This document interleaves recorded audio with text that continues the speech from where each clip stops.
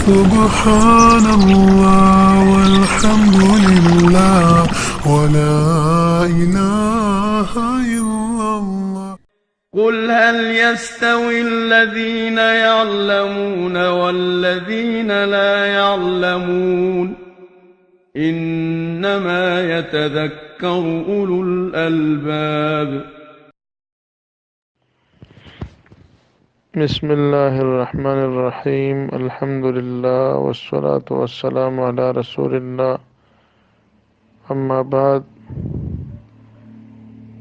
الله سبحانه وتعالى نے امید دے چې طلاب د علم با د ایمان او امن حالت کی او سبقونه به زده کړي وي، د هغې ګردان او تکرار به شروع وي، چونکې دا فنون صرف او نحو داسې علم دی چې دا به پریکټیکل روزانه ساتي ځان سره. نو په دې وجه دی کې چې څومره ډېره خواري او کوشش وکړی شي نو هغومره ډېرې فایدې دي پکې. زول درس کې منګه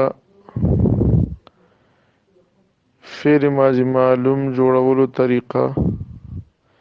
د هغې صیغې او معنا لوستلې وي او فعل ماضي څه ته وایي. نن درس کې هم دا خبرې ذکر کولی شي، فعل ماضي مجهول څه ته وایي او څنګه جوړ شوی دی او د دې د ګردان د صیغو څه معنا ده. نو تاسو خو ماضي پیژندلی دی چې ماضي هغه فعل دی چې دلالت کوي په واقع کېدو د کار په تیره شوې زمانه کې، او مجهول دا معنا چې نسبت د فعل فاعل ته نه وي شوی، یعنی ماضي مجهول دی ته وایي چې د کار کوونکی نه معلوم او چې په چا دا کار واقع شوی وي هغه معلوم وي، نو دې ته مجهول وایي. مخکې هم د دې تعریف کړی. د فعل ماضي معلوم په شان د ماضي مجهول هم 14 صیغې دي، بعینه ومقه شی دی، خو صرف چې ماضي مجهول ته جوړ کو نو او معنا وپېژنو. فعل ماضي مجهول د ماضي معلوم نه جوړ شوی په دې طریقه چې فا کلمې له به ضمه ورکي، یعنی پیش به ورکي. هلته ضربو په دوات باندې زبرون، دلته به پیش ورکي. عین کلمې له به کسره ورکي، یعنی زیر به ورکي، چې دلته هلته ضربو نو زو ری با او لام کلمه په خپل حال پرېږدي ځکه چې ماضي مبني وي په فتحې سره، لکه دا به وروستو راشي په میزان الصرف کې.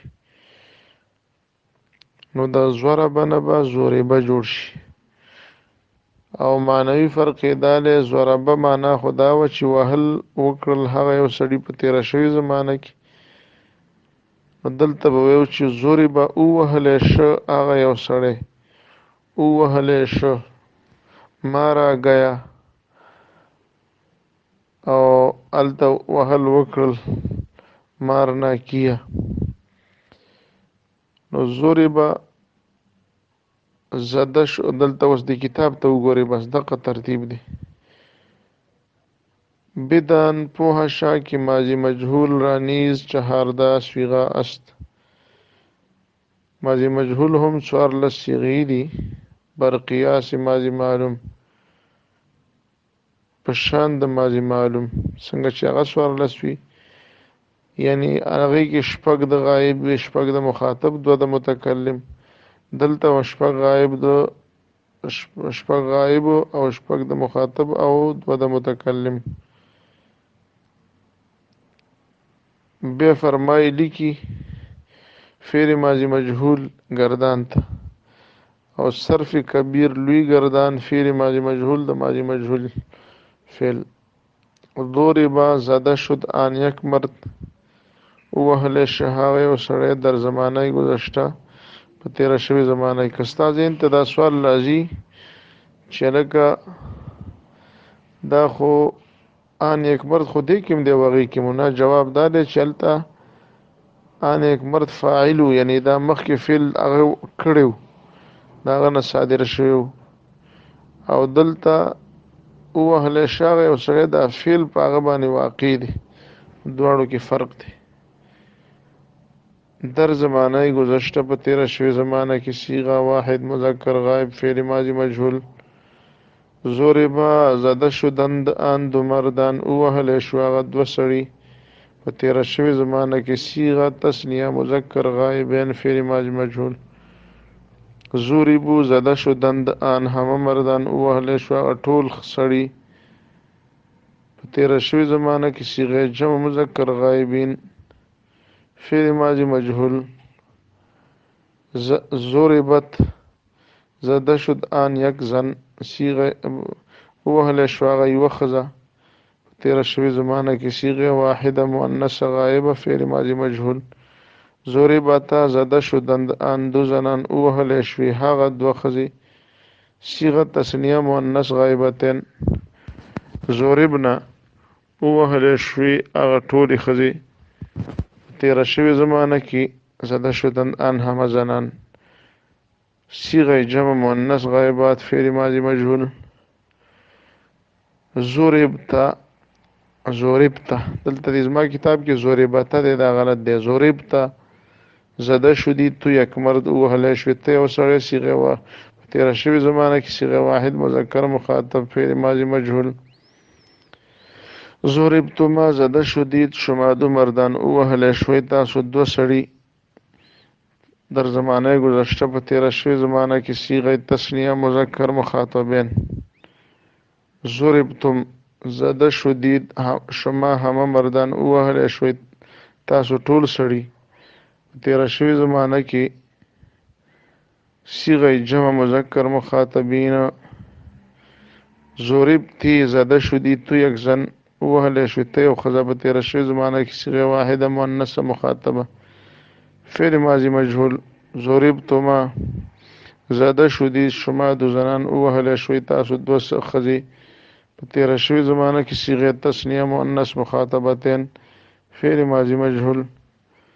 ضربتن زده شدید شما همه زنان ووهلی شوی تاسو ټولې ښځې په تیره شوی زمانه کې صیغه جمع مؤنث مخاطبات فعل ماضی مجهول ضربتو زده شدم من یک مرد یا یک زن ووهلی شوم زه یو سړی یوه ښځه په تیره شوې زمانه کې صیغه واحد متکلم فعل ماضی مجهول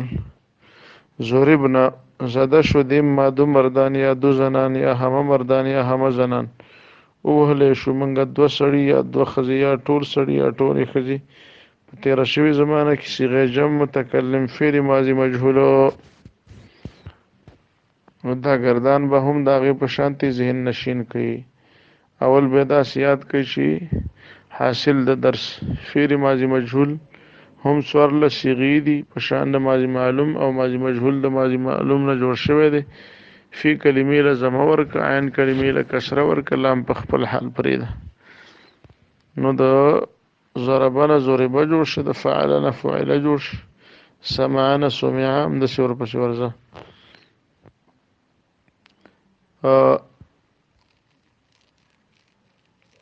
نو دا د جوړول طریقه بیا گردان ضربه ضربا ضربو ضربت ضربتا ضربنا ضربتا ضربتما ضربتم ضربتی ضربتما ضربتن ضربتو ضربنا او بل تنبیه دا ده چې په دې کې به نه خطای کېږي چې غایب غایبین غایبین غایب یو مذکر د پاره غایبین دو مذکر د پاره او غایبین د ډیر د پاره دارنګه غایبه غایبتین غایبات مؤنث کی مخاطب کی مخاطب مخاطب مخاطبین مخاطبه مخاطبین مؤنث کی مخاطبه مخاطبتین مخاطبات او دا فرقونه باید چې تاسو ته ښه یاد وي دینه پس مصنف صرف کبیر فعل مضارع معلوم راوړي چې مناسبه ده چې دا بل درس کې شي ځکه چې دا خلک خواري غواړي دا ګردانونه زده کول برپور مهنت سره په دې کې برخه اخیستل پکار دي او ان شاء الله دا معیار دی کسوټي ده نور ټول الفاظ چې دی به موږ دې ته راړو بس په خپله به هم د معنی پته لګي هم به د الفاظو د صحت معلومات کیږي ان شاء الله. وبالله عز وجل التوفيق. استغفر الله.